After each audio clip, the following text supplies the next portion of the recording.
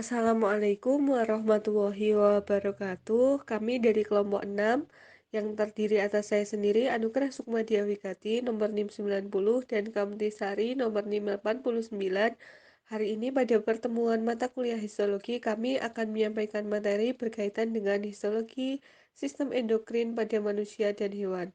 Selamat menyaksikan dan disimak baik-baik ya materinya. Sistem endokrin. Apa itu sistem endokrin? Sistem endokrin adalah suatu sistem yang melibatkan hormon dalam melaksanakan tugasnya. Kemudian, sistem endokrin membawa pengaruh pada pertumbuhan dan perkembangan, homeostatis, dan juga reproduksi.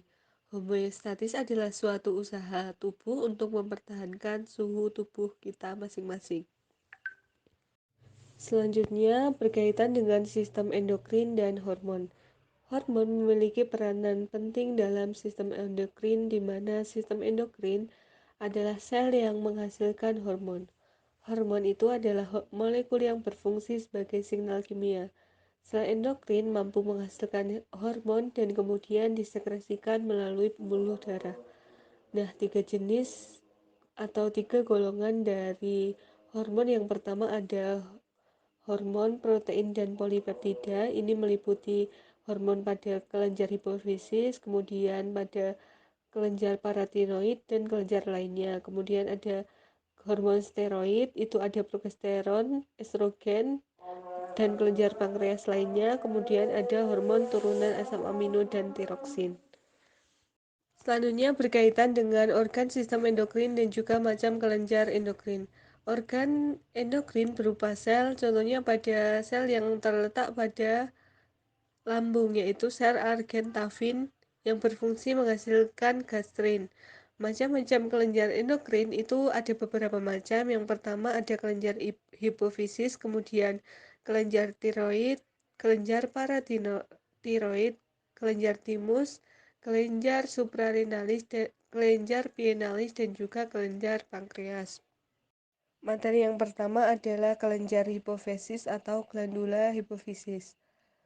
Kelenjar hipofisis letaknya di dalam sela tursika atau dasar otak, yaitu berada tepat di bawah hipotalamus.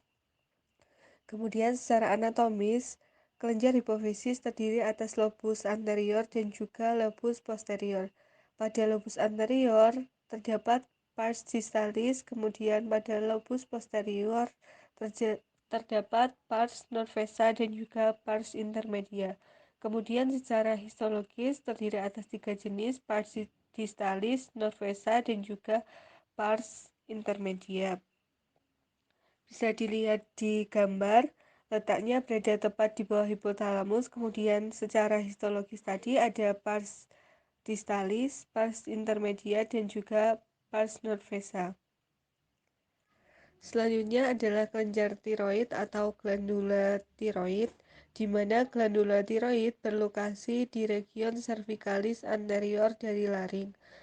Glandula tiroid terdiri atas dua lobus yang bergabung sebagai ismus. Glandula tiroid berasal dari endodermal embrio sebagai salah satu bagian primitif growth. Glandula tiroid atau kelenjar tiroid berfungsi mensintesiskan hormon tiroksin atau T4 dan juga triodoterorin atau T3. Hormon tiroid memberikan efek pada metabolisme protein, lipid, dan juga karbohidrat. Fungsi hormon tiroid pada umumnya adalah penting untuk pertumbuhan, kemudian diferensiasi sel, mengendalikan konsumsi oksigen, dan mengendalikan laju metabolisme yang berasal dari basal tubuh. Jaringan kelenjar tiroid tersusun atas 20-30 juta bulatan mikroskopis yang disebut dengan folikel tiroid. Folikel tiroid dibatasi oleh epitelium kuboid simplek, dan juga di tengah folikul mengandung substansi gelatonius yang disebut koloid. Selanjutnya adalah kelenjar paratiroid atau glandula paratiroid. Glandula paratiroid terletak di balik glandula tiroid atau kelenjar tiroid. Para berarti samping dan tiroid ya kelenjar tiroid, jadi paratiroid terletak di samping kelenjar tiroid. Satu kelenjar paratiroid terdiri dari lobus atas dan juga bawah tiroid dan menempel di kapsul tiroid atau masuk terjebak di dalam tiroid. Kemudian secara mikroskopis bisa dilihat di gambar seperti itu jika diamati melalui mikroskop secara histologis. Kemudian di dalam kelenjar paratiroid terdapat sel sif yang berbentuk kecil poligon dengan inti vesikular dan tercat pucat dan sitoplasma bersifat sedikit acidophilic. Kemudian di dalam sitoplasma terdapat granul irregular. Granul ini mengandung hormon paratiroid. Hormon paratiroid berikatan dengan reseptor di osteoblast.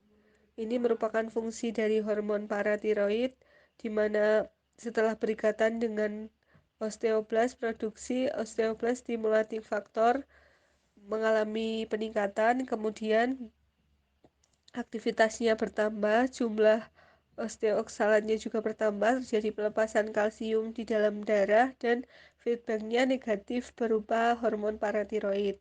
Kebalikan dari kalsitonin dari glandula paratiroid menghambat kerja osteoksalat dan juga meningkatkan osteogenesis. Hormon paratiroid dan kalsitonin dapat melakukan regulasi homeostatis kalsium dalam darah. Fungsi hormon paratiroid yang lain adalah menurunkan konsentrasi fosfat darah bersamaan dengan meningkatnya konsentrasi Ca12. Hal ini disebabkan hormon paratiroid berefek sel tubulus ginjal dengan menghambat absorpsi fosfalat di urin sehingga fosfalat banyak diekskresikan. Hormon paratiroid secara tidak langsung meningkatkan absorpsi Ca2+ di saluran pencernaan melalui peningkatan sintesis vitamin D. Yang selanjutnya, saya akan menjelaskan tentang kelenjar timus. Kelenjar timus letaknya berada di tengah rongga dada dan di antara paru-paru. Bentuknya seperti tabung kecil yang terdiri atas dua bagian berukuran sama. Struktur dari kelenjar timus yaitu terdapat kapsul, terdapat thymic corpuscle, terdapat interlobular sepsum, kemudian paling ujung ada korteks, dan di tengah ada medula. Yang selanjutnya yaitu tentang kelenjar adrenalis atau suprarenalis. Kelenjar adrenalis atau suprarenalis merupakan kelenjar endokrin yang kecil, lunak, dan berwarna kuning. Letak kelenjar adrenalis atau suprarenalis berada di fascia supero-medialis ren atau kutub atas ginjal, kemudian dalam kapsula adiposa, dan tertutup oleh fascia renalis. Kemudian kelenjar pankreas. Bagian pankreas yang berfungsi sebagai kelenjar endokrin adalah pulau Langerhans, membentuk dua macam hormon yaitu insulin dan glukagon. Yang pertama, hormon insulin meningkatkan uptake glukosa oleh sel, menjadikan glukosa darah menurun. Kemudian hiperinsulinisme. Hiperinsulin artinya kelebihan hormon insulin menjadikan hipoglikemi. Kemudian hipoinsulinisme. Kekurangan hormon insulin dapat menyebabkan diabetes mellitus. Kemudian hormon glukagon. Hormon glukagon merupakan antagonis dengan hormon insulin.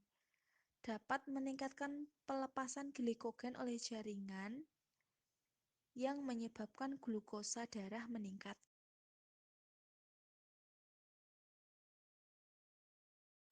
Yang terakhir ada kelenjar epifisis.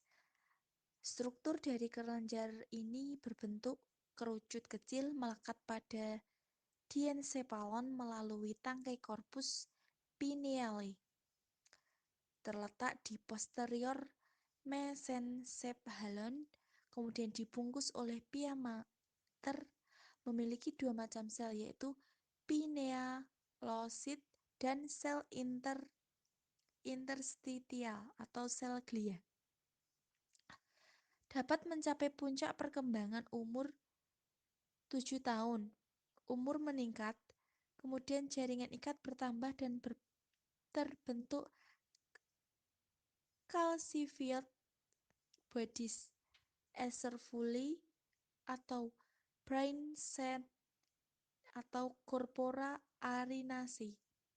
Kemudian tidak memiliki blood-brain barrier, dan yang terakhir merupakan kelenjar yang paling aktif di saat gelap. Terima kasih sudah menyimak video kami. Sampai bertemu pada pertemuan selanjutnya. Mohon maaf atas kekurangannya dan wassalamualaikum warahmatullahi wabarakatuh.